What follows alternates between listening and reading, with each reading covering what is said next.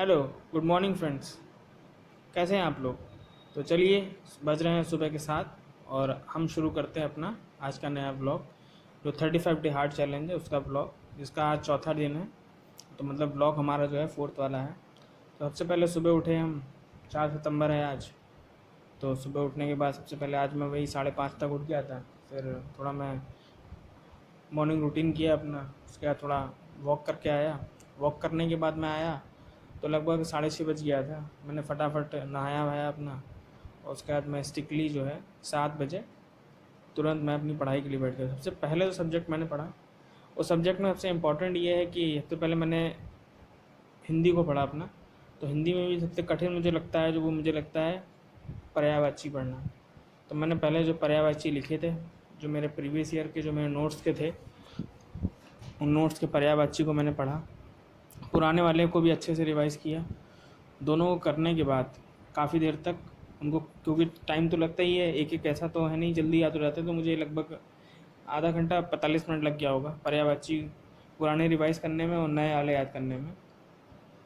फिर मैंने पर्यायवाची वगैरह की। और आप लोगों के लिए भी एक इम्पॉर्टेंट बात है, जो अभी आप वीडियो देखते रहिए, मैं आपको बताऊँगा थोड़ी देर में कि आप जो नोट्स हैं आपके हिंदी के लिए, जो मतलब आप कैसे प्रिपेयर कर रहे हैं, मैं अपनी स्ट्रेटजी आपको बताऊँगा। आप भी अगर उससे करेंगे तो आपको बहुत ज़्यादा फ़ायदा होगा। और एक चीज़ और ध्यान रखना है कि जो हमारे क्वेश्चंस हैं, नंबर ऑफ़ क्वेश्चन जो हिंदी के आते हैं, उनको कैसे करेंगे, ये मैं वीडियो में भी आपको आगे बताऊंगा। तो हाँ, फिर लौटते हैं ब्लॉग पे। तो फिर पर्यायवाची पढ़ी बड़ी अपनी पर्यायवाची पढ़ने के बाद काफ़ी टाइम हो गया था, मतलब करते करते करते एक पूरा पर्यायवाची वगैरह मैंने कंप्लीट कर लिया। कंप्लीट करने के बाद लगभग बज गया था 8:30, 8:30 नहीं तो पर्यायवाची 8:30 नहीं, सॉरी, पर्यायवाची पढ़ने के बाद जो है लगभग बज गया था 8 बज गया था मुझे कंप्लीट करते करते। तो कंप्लीट करने के बाद फिर मैंने थोड़ा भूख लगी, तो मैंने थोड़ा सा जाके अपना एक सैंडविच खाया, चाय पी अपनी। उसके बाद वापस मैं आ गया 10-15 मिनट बाद। फिर मैंने तत्सम तद्भव जो मैं वो भी मैं साथ में पढ़ रहा था इसके, तत्सम तद्भव के जो मैंने नोट्स बनाए थे, अभी वीडियो में आप देखिएगा आगे। तत्सम तद्भव के लिए मैंने जो नोट्स बनाए थे, मैंने उन नोट्स से तत्सम तद्भव को बहुत ही अच्छे तरीके से लिखा। जो मोस्ट इम्पॉर्टेंट थे, जो मुझे याद नहीं हो रहे थे, उनको मार्किंग करते हुए मैंने लाइन से तत्सम तद्भव जो है वो अपने स्टार्ट किए पढ़ना। तत्सम तद्भव में सबसे डिफ़िकल्ट टास्क जो है ये है कि तत्सम तद्भव में जो क्वेश्चंस आते हैं, आप लोग ने पता नहीं प्रीवियस ईयर में ध्यान दिया है कि नहीं दिया है, वो डायरेक्टली नहीं पूछता है। वो क्वेश्चन आपसे इस तरह पूछेगा कि आप एकदम कंफ्यूज हो जाएंगे। तो कन्फ्यूज़न में रहने से अच्छा बचने के लिए क्या करना है आपको, जैसे ही आपका तत्सम तद्भव पढ़ें, पहले तो वो पढ़ लें कि जो टॉप, जैसे 4 ऑप्शन दिए हुए हैं, तो उन 4 ऑप्शन को तो पढ़ना ही पढ़ना है। उसमें ये ज़रूर ध्यान रखें कि पूछ रहा है कि इसमें से पूछ लेता ना कभी कभी कि इसमें से कौन तद्भव नहीं है, कौन सा तत्सम नहीं है, इसमें से सपुत्र का कौन सा तद्भव होगा या तत्सम होगा। तो इनको याद करना it's a very difficult task. तो फर्स्ट ऑफ ऑल आपको करना ये है कि जो 3 ऑप्शन दिए हुए हैं उनको एलिमिनेट करिए।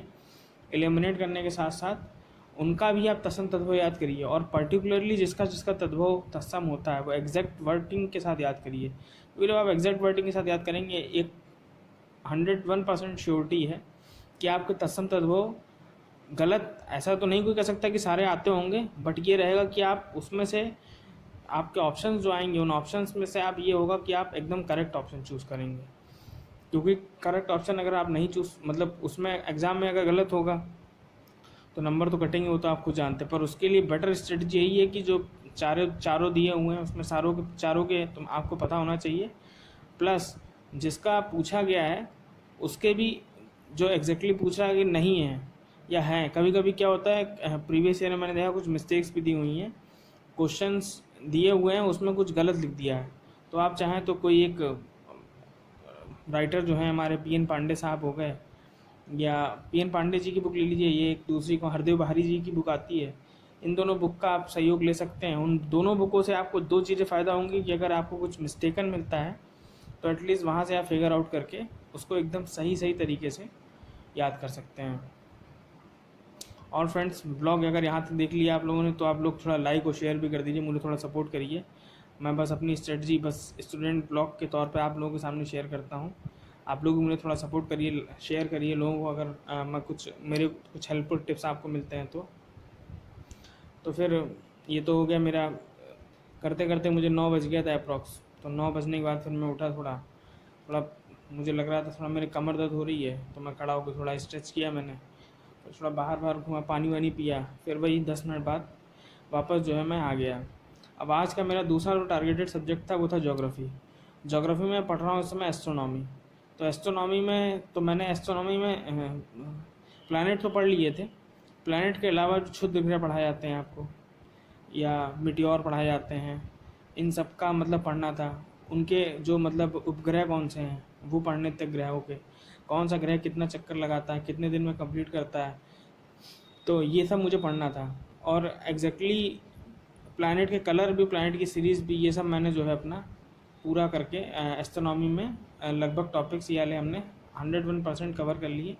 अब इनको कवर करने के बाद मुझे इसके बाद करना होगा रिवीजन इनका। तो रिवीजन के लिए मैं अभी थोड़ी देर में अभी तो मेरा आफ्टरनून में मतलब मैं ये वीडियो अपलोड कर दूंगा। आज शाम को मैं अपना जो दूसरा पार्ट होगा, मतलब ये तो मेरा पहला पार्ट था सुबह 7 बजे से 1 बजे के बीच का स्टडी का, तो मैंने ये तो आपसे शेयर कर दिया। अभी मैं इसके बाद दूसरा पार्ट आपको शेयर करूँगा आफ्टरनून का।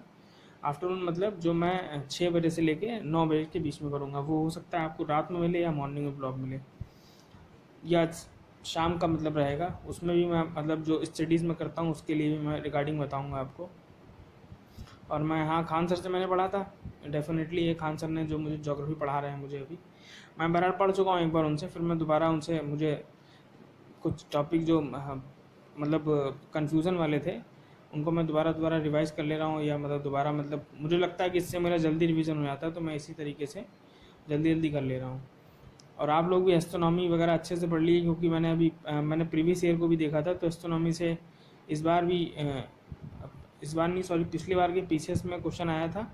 और इस बार जैसे आर देंगे या APS का एग्ज़ाम भी जो लोग देंगे उसमें भी देखिएगा 101% जो है आपको एस्ट्रोनॉमी से क्वेश्चन देखने को मिलेगा।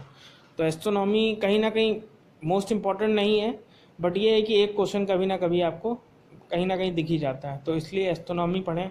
ज्योग्राफी में तो ये मान के चलिए अगर आप मैप नहीं पढ़ रहे हैं तो मतलब बहुत ही गलत है, मतलब क्योंकि मैप तो बहुत मैंडेटरी है, और वर्ल्ड मैप तो मतलब आप छोड़ ही नहीं सकते, इसका तो कोई मतलब वही नहीं है।